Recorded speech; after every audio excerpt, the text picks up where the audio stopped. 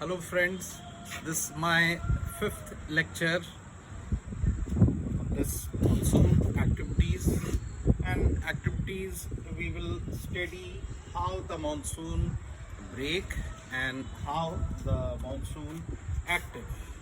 So we have taken two level of wind. ये जो पतले वाले एरो दिख रहे हैं ये लो लेवल वाले विंड है। लो लेवल वाले विंड है जो विंड चलते हैं 1.5 किलोमीटर्स 2 किलोमीटर्स, जो अपने फील अपन को करते हैं। ठीक है, हवा जैसे चल रही है अभी देखोगे तो हवा काफ़ी अच्छी है, ठंडी हवा चल रही है। लेकिन ये जो दूसरे बोल्ड और काफ़ी थिक जो एरो बने हैं ये आपके अपर विंड है। अपर विंड वो विंड जो 9 किलोमीटर ऊपर चलती है, 9000 मीटर 8000 मीटर्स। इनका रिलेशंस सरफेस विंड में किस तरह से एक दूसरे को कॉम्प्लीमेंट करता है उसके बारे में अपन स्टडी करेंगे, और उसी से रिलेटेड आपका ये पता चलेगा कि मॉनसून कैसे ब्रेक हो जाता है और कैसे मॉनसून एक्टिव हो जाता है। ठीक है, तो सबसे पहले अपन देखते हैं ये जो बोल्ड और थिक एरोज हैं ये आपके ईस्टर्ली जेट स्ट्रीम्स हैं जो इंडिया के ऊपर, ये इक्वेटर है, ये इंडिया है, ये श्रीलंका, इंडियन ओशन है नीचे, ये आपका Arabian Sea, Bay of Bengal. ये विंड अपन देखते हैं ये ओरिजिनेट एक तरह से एक क्लॉकवाइज डायरेक्शन में होती है, जो अपन देख रहे हैं अपर विंड। ठीक है, ये अपर विंड अपन इस फॉर्मेशंस में देख रहे हैं। ये यहाँ से चली, यहाँ पे अपन देखते हैं अफ्रीका आ जाएगा, अफ्रीका के ऊपर से ये टर्न करती है। Now this easterly jet streams when they will come over the Indian subcontinent they become a westerlies. Westerlies हो गई है the wind which is coming from west direction, और the wind blowing towards the east direction. यहाँ पे थोड़ा सा बता देते हैं डायरेक्शन। राइट हैंड साइड है ये ईस्ट है,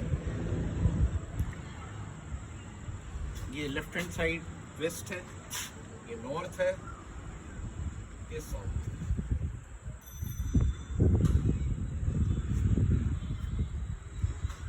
अब अपन देखते हैं ये easterlies jet streams when they become a westerlies they have to pick up all these surface wind यहाँ से टर्न होती।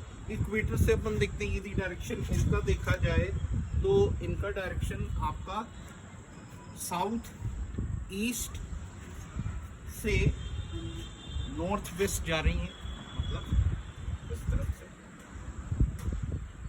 when they crosses the equator line then they change the direction.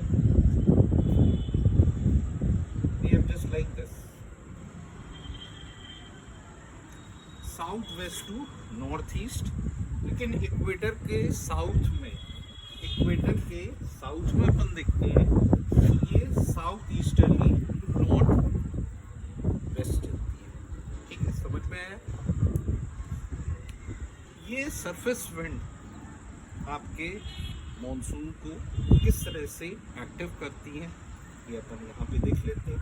ये आती है, यहाँ पे हिमालय माउंटेन है, हिमालय माउंटेन्स में बे ऑफ बंगाल से भी कुछ पिक करती है विंड, क्योंकि ये यहाँ से भी रहती है,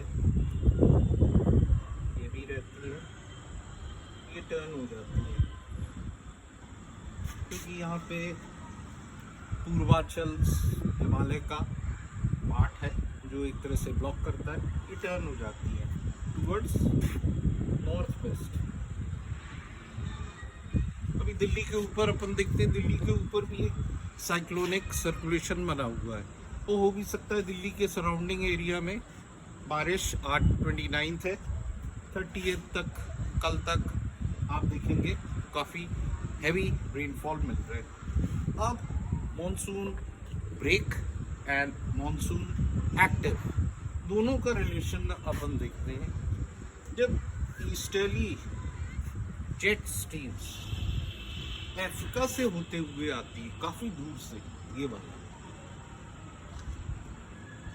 तो अपन देखते हैं मॉनसून थोड़ा स्लैक रहता है, थोड़ा वीक रहता है, जैसे ये डायरेक्शन में। लेकिन जब ये सर्कुलेशन थोड़ा कॉम्पैक्ट होने लगता है, ये वाला, ये भी ईस्टर्ली जेट स्ट्रीम्स है, ई जे, यहाँ से टर्न हो गया,